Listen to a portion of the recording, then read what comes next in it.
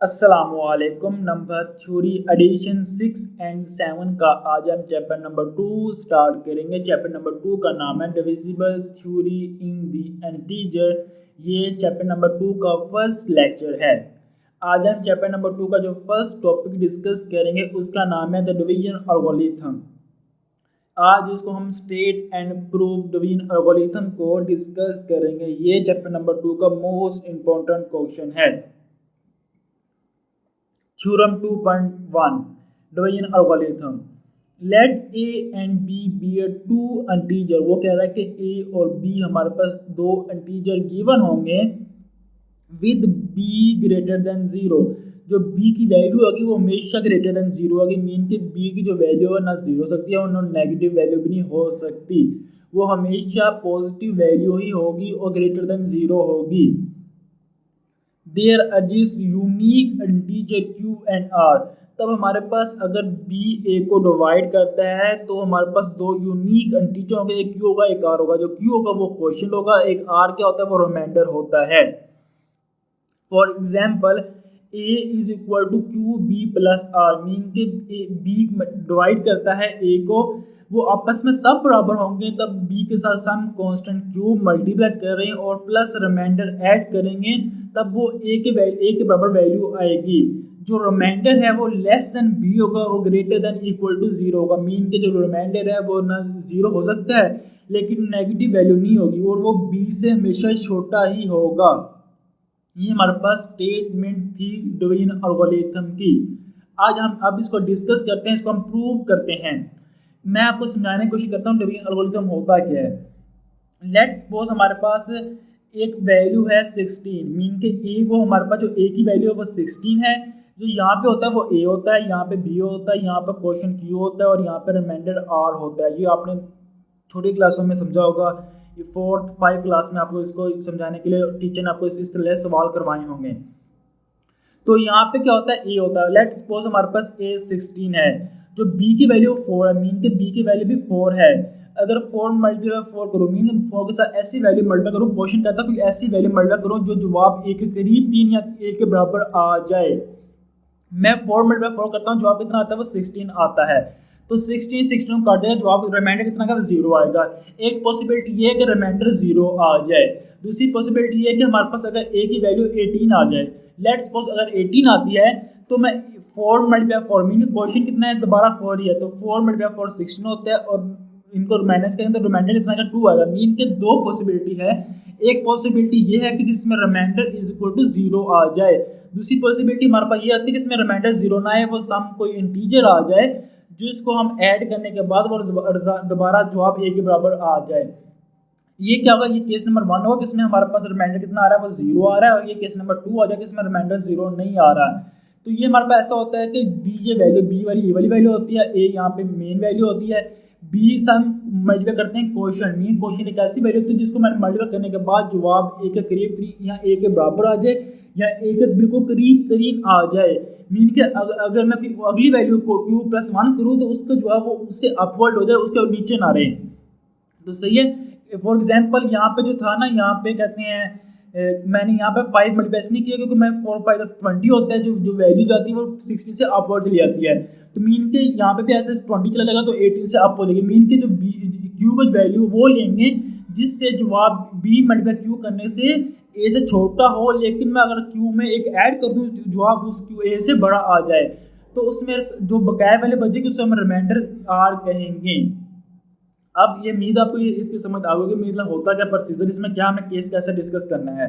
अब इसको हम अगर डिस्कस करते हैं, consider the set of multiple of b are 0 plus minus b plus minus 2 b plus minus 3 b plus minus 4 b up to so on. इसका मतलब क्या, बेसिकली बी हमारे पास ये वैल्यू है, इसके मल्टीपल मीन कि ये क्यू है। बी तो हमें मालूम है कि बी हमने कहा कि वो नेगेटिव वैल्यू नहीं हो सकती। मीन कि जो लास्ट स्लाइड है जिसकी स्टेटमेंट थी स्लाइड में, जो मैंने आपको स्टेटमेंट लिखवाई थी, let a and b are two integer with b greater than 0 था। मीन को उसमें लिखा होता है जो बी की वैल्यू वो नेगेटिव नहीं हो सकती। मीन का जो क्यू है ये वाली वैल्यू ये नेगेटिव हो सकती है। मीन कि यहाँ पे क्यू की वैल्यू दी हुई है, क्यू की वैल्यू यहाँ पे क्या दी हुई है वो दी हुई है 1 प्लस माइनस 1, मीन के यहाँ पे क्यू प्लस माइनस 1 है, यहाँ पे क्यू प्लस माइनस 2 है, यहाँ पे क्यू प्लस माइनस 3 है और इसमें क्यू प्लस माइनस 4 है। आप टू सो मीन क्यू की वैल्यू चेंज हो रही है लेकिन बी में कोई चेंजिंग नहीं आ रही। हमें पता कि बी की वैल्यू ऑलवेज पॉजिटिव है, बी की वैल्यू लेस देन 0 नहीं हो सकती। यहाँ पे अगर बी 0 ये वैल्यू 0 आएगी तब हमारे पास क्या होगा, क्यू 0 होगा, बी हमेशा 0 से बड़ा होगा, तो something multiply by 0 is equal to 0 के बराबर होता है। केस नंबर 1 को डिस्कस करते हैं। केस नंबर 1 वो केस है कि इसमें रिमाइंडर हमारे पास क्या आ जाए, वो 0 आ जाए। ऐसा केस किसमें रिमाइंडर 0 आ जाए, कब रिमाइंडर 0 आएगा, मीन के मालूम है अगर रिमाइंडर ये 0 आ जाएगा, हमें मालूम है कि हमारे पास जो ए होगा वो क्या आएगा, बी क्यू के बराबर आ जाएगा। ऐसे देखेंगे ये बी है और ये क्यू है, 4 × 4 इज इक्वल टू 16 आ जाएगा, उसमें रिमाइंडर कितना आएगा, वो 0 आएगा। If a is a multiple of b, अगर मतलब ए बी का मल्टीपल तभी होगा जब उसको डिवाइड करता होगा, केस नंबर 1 पे ए के डिवाइड करता हो। If a is the multiple of b, कब ए बी का मल्टीपल होगा तब हमारे पास क्या आएगा, वो रिमाइंडर 0 आ जाएगा। इस केस में A is equal to B Q के बराबर होगा, मीन के बी ए को डिवाइड करता है, some constant some question q में मल्टीप्लाई करूंगा तब वो जवाब ए के बराबर ही आएगा। ये हमारे पास इसमें क्या था, अगर ये उस केस में था कब रिमाइंडर हमारे पास 0 आ जाए। केस नंबर 2 ये है कि इसमें रिमाइंडर 0 ना आए, रिमाइंडर सम इंटीजर कोई और इंटीजर आ जाए, मीनिंग वो 0 के बराबर नहीं होगा, तब ये हमारे पास केस नंबर 2 आ जाएगा। If a is not multiple of b, mean के ए बी का मल्टीपल नहीं है, मीन के यहाँ पे देखोगा मैं 18 को 4 पे डिवाइड नहीं कर सकता, मीन के मैं 4 × 4 16 तक जा सकता हूँ लेकिन 18 में डिवाइड नहीं कर सकता, क्योंकि उस पर 18 डिवाइड करूँगा जवाब जो आएगा वो इंटीजर में नहीं आएगा, वो फ्लोट वैल्यू मीन के पॉइंट में वैल्यू आ जाएगी। हमें इंटीजर की बात कर रहे हैं इस डिवीजन एल्गोरिथम में, जो हम चैप्टर डिस्कस करेंगे इसमें हमें सिर्फ इंटीजर की ही बात करनी है। Let a lies between two corresponding multiple of b, mean के जो ए है वो लाइज करता है इस केस में दो मल्टीपल कॉरस्पॉन्डिंग मल्टीपल, मीन के दो ऐसे मल्टीपल किनके बिटवीन हो। लेट सपोज मैं आपको सुनाने की कोशिश करता हूँ, फॉर एग्जाम्पल ये 18 है, 4 × 4 इज इक्वल टू 16 होता है, मीन की इससे छोटी वाली वैल्यू मीन के बी क्यू बड़ा होगा ए से और छोटा होगा बी × क्यू प्लस 1 से, मीन के जो ए है वो बी पर तो डिवाइड नहीं हो रहा लेकिन वो दो ऐसी वैल्यू के बिटवीन होगा जो उसकी एक वैल्यू के आगे वाली वैल्यू और पीछे वाली वैल्यू के बिटवीन आएगा, मीन के 4 × 4 इज इक्वल टू 16, रिमाइंडर 2 आता है। मीन का जो ए है वो बड़ा है 4 × 4 के, अगर मैं 4 × 5 करता हूँ तो ये 20 आता है, मीन के इससे छोटा आएगा, मीन के ऐसी दो वैल्यू किसके दरमियान जो ऐसी दो वैल्यू किसके दरमियान ए दरमियान में एनालाइज करता हो उनको कहते हैं हम उनके उसके कॉरस्पॉन्डिंग मल्टीपल के बिटवीन आएगा, एक ऐसी वैल्यू जो उनके दो मल्टीपल के बीच में है। लेट में करता हूँ वो किस किस के बीच में है, वो एक है बी क्यू मतलब 4 × 4 इज इक्वल टू 16 आता है, वो एक जो क्यू है वो 4 है। इस केस में अगर आप यहाँ से देखेंगे वो क्या है, क्यू कितना 4 है, तो बी क्यू से जो बड़ा है एक बी क्यू से बड़ा है, मीन के जो 18 है वो 16 से बड़ा आ रहा है जवाब, लेकिन जो ए है वो छोटा है बी क्यू प्लस 1 से, मीन के मैं अगर यहाँ पे 5 लिख दूँ तो 4 × 5 इज इक्वल टू 20 होता है, लेकिन जो मैं जवाब ए है वो 20 से छोटा है, 18 जवाब है ना हमारे पास, मीन के जो ए की वैल्यू वो 18 है, तो जो ए है वो हमारे पास छोटा है बी × क्यू प्लस 1 से, लेकिन जो बड़ा है वो बी क्यू से बड़ा है, मीन के ए जो है इन दो वैल्यू के बिटवीन एनालाइज करता है। क्यू हमारे पास कोई सम कांस्टेंट है, मीन के कुछ कांस्टेंट कह रहा हूँ कोई क्वेश्चन वैल्यू जो मल्टीप्लाई करने से हम ए के करीब पहुंच सकते हैं, तो मैं अभी लिख सकता हूँ मैं जो बी को दोनों के साथ अलग अलग मल्टीप्लाई कर दूँ तो b q greater than a b Q less than a and a less than b q plus b, mean के मैंने बी इन दोनों के साथ मल्टीप्लाई अलग अलग कर दिया। अब आपको देखने से नजर आ रहा होगा बी क्यू इस साइड पे भी है इस साइड पे भी है,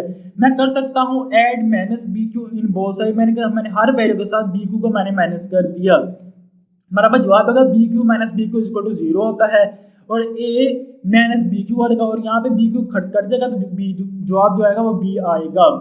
हमारे पास जो लास्ट स्लाइड है लास्ट लाइन तक हम यहाँ तक पहुँच गए थे, जो A 0 less than A minus B Q less than B के आ चुका था।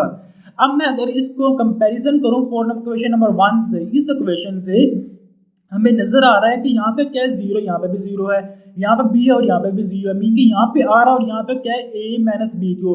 मीन कि हमें मालूम है कि जो आर है वो ए माइनस बी क्यू के बराबर ही आएगा फॉर केस नंबर। ये जो हमारे पास गिवन स्टेटमेंट थी उसको मद्देनजर रखते हुए जो हमारे पास आर की वैल्यू है वो क्या है, A minus B Q is equal to R की वैल्यू है। मीन के हमारे पास इसके बराबर रिमाइंडर आएगा।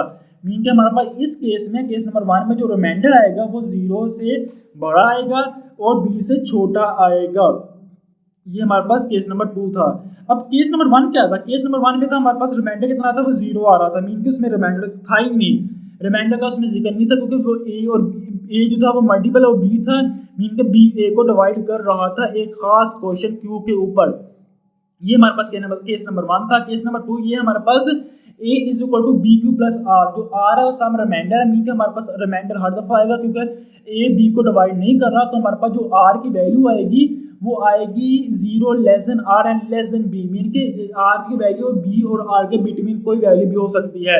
वो case number 1 and 2, case number 1 and 2 क्या है कि यहाँ पे जो आर की वैल्यू है 0 से बड़ी है और बी से छोटी है, और यहाँ पे क्या है केस नंबर 1 में आर की वैल्यू 0 के बराबर ही आएगी। तो मैं केस नंबर 1 और केस नंबर 2 को देखते हुए लिख सकता हूँ 0 less than and equal to r and less than b. Mean के में 0 है वो 0 मतलब आर है वो 0 और 0 से बड़ी वैल्यू होगी और बी से छोटी वैल्यू होगी। ये हमने इन दो केस को देखते हुए लिख लिया। हमने ये प्रूव करना था, ये प्रूव कर लिया। अब हम प्रूव करेंगे यूनिकनेस, मतलब इसको यूनिक भी प्रूव करना है जो हमने स्टेटमेंट में कहा था। यूनिक क्या है कि दो ऐसे कांस्टेंट जो हमारे पास फॉर एग्जांपल जो क्यू है और आर है, मीन के हमारे पास ए और बी एक फिक्स दो वैल्यू है, उसके लिए Q और R एक फिक्स नंबर होंगे। मीन के दो डिफरेंट नंबर नहीं होंगे। उसके लिए Q एंड R दो फिक्स नंबर होंगे जो B के साथ मल्टीप्लाई करने के बाद और उसके बाद प्लस R करेंगे तो जवाब A के बराबर आएगा। दो फिक्स नंबर एक ही होंगे, मतलब Q भी एक होगा R भी एक होगा। हम ये नहीं कह सकते ये दो Q दो इससे मल्टीप्लाई कर लो ऐसे कर लो तो जब भी जवाब सही, मतलब R भी हम दो नहीं कह सकते, वो एक Q और R की एक खास वैल्यू होगी। अब उसको हमने प्रूव करना है। Suppose there are these other two integer, हमने दो इंटीजर एक और ले लिए Q1 एंड R1। हमें लेट कर ले एक दो इंटीजर है Q1 है और एक R1 है जो हमारे पास A को डिवाइड करता है। मीन के A is equal to Q1B plus R और R1 जो है वो बिटवीन है 0 टू B के। मीन के R1 greater and equal to 0 and B less than B के। ये हमारे पास कहते हैं, इसको देखते हुए क्वेश्चन नंबर 1 को हमने स्टेटमेंट को देखते हुए लिखा है। फॉर एग्जाम्पल हमने क्या किया है, हमने Q और R दो डिफरेंट एक और वैल्यू ले ली। अब देखो मैंने किया क्या है कि मैंने कहा कि दो वैल्यू ये है ये Q1 और इसको R1 डिवाइड करता है। हमने स्टेटमेंट में क्या है कि A equal to BQ plus R को डिवाइड करता है। मीन कि यहाँ पे क्वेश्चन नंबर 1 में ये A और ये एक सेम वैल्यू है। मीन कि ये और ये आपस में क्या होंगे, बराबर आ जाएंगे। मैं लिख सकता हूँ फॉर क्वेश्चन नंबर 1, ये वाले क्वेश्चन नंबर 1 और ये क्वेश्चन नंबर 2 को देखते हुए BQ plus R equal to Q1B plus R1, ये आपस में क्या आएंगे, बराबर आएंगे। अब मैंने करना क्या है कि Q वाली वैल्यू एक साइड पे और R वाली वैल्यू एक साइड पे ले जाऊंगा। मैं लिख सकता हूँ BQ minus Q1B is equal to R1 minus R आ जाएगा, क्योंकि R यहाँ के माइनस हो गया और Q1B यहाँ के क्या हो गया, माइनस हो गया। अब इस इक्वेशन में क्या आ रहा है, B कॉमन आ रहा है। क्या मैं B कॉमन लूंगा तो हमारे पास क्वेश्चन आएगी B into Q minus Q1 is equal to R1 minus R आ जाएगी। जब हमने B कॉमन ले लिया था तो हमारे पास जो क्वेश्चन बची थी वो Q minus Q1 is equal to R minus R1 आ चुकी थी। By definition of divisible we get, हमें पता है कि डेफिनेशन जो डिविजिबल डेफिनेशन ये है कि जो B है वो डिवाइड करता होगा R माइनस R1 को। अगर वो R माइनस R1 को डिवाइड करता है, हमें पता है question number 1 and question number 2 में जो R1 है जो R है वो लेस देन B है। मीन की जो R की वैल्यू है वो B से क्या है, छोटी है। और इसी तरह R1 की वैल्यू वो भी B से छोटी है। हमें पता है कि कब R की वैल्यू B छोटी और R1 की वैल्यू B छोटी है तो मीन के हमें मालूम है कि R1 माइनस R को अभी दोनों का वैल्यू को माइनस कर रहे हैं आपस में, वो भी जवाब जो है वो B से छोटा ही आएगा। मीन के जो ये 5 है ये 3 है, ये 5 है ये 2 है, तो हमें मालूम है कहते हैं ये 4 ले लिया मैंने। हमें पता है कि ये 3 5 से छोटा है एंड 4 भी 5 से छोटा है, तो इन दोनों का प्रोडक्ट मीन के 4 माइनस 3 वो जवाब जो है 1 वो भी कितना छोटा होगा, वो छोटा होगा 5 से। तो हमें मालूम चल गया तो R1 माइनस R वो लेस देन होगा B से। अगर वो B से छोटा है तो मीन के उसको B से डिवाइड कर नहीं सकता, वो इसी केस में पॉसिबिलिटी है। मीन के वो यही है, इट इज पॉसिबल इफ, वो इसी केस में पॉसिबल है कि तब पॉसिबल है कि R माइनस R1 का जवाब कितना वो 0 आ जाए। अगर आर माइनस आर वन का जवाब कोई भी आ जाएगा, मीन का 1 2 3 कुछ भी आ जाएगा, तो जो बी से वो जवाब छोटा आएगा तो वो बी से डिवाइड कर नहीं सकता, मीन के उसको बी डिवाइड करेगा, जवाब तो वन टीचर में नहीं आएगा, वो जवाब तो पॉइंट में चला जाएगा, मीन का वो जवाब तो 1 से छोटा चला जाएगा। इसलिए मैंने कह दिया कि वो इसी केस में पॉसिबल है कि वो जब जवाब R1 माइनस R करो तो जवाब 0 आएगा, तब ये इस केस में तब पॉसिबल है कि जवाब यहाँ 0 आएगा तब पॉसिबल है कि 20 को डिवाइड करता होगा, अदरवाइज 20 को डिवाइड नहीं करता होगा। तो डिवाइड करेगा तो जवाब पॉइंट में चलेगा, तो डिवाइड कर पॉइंट में चलेगा, तो इस चैप्टर का हिस्सा नहीं है।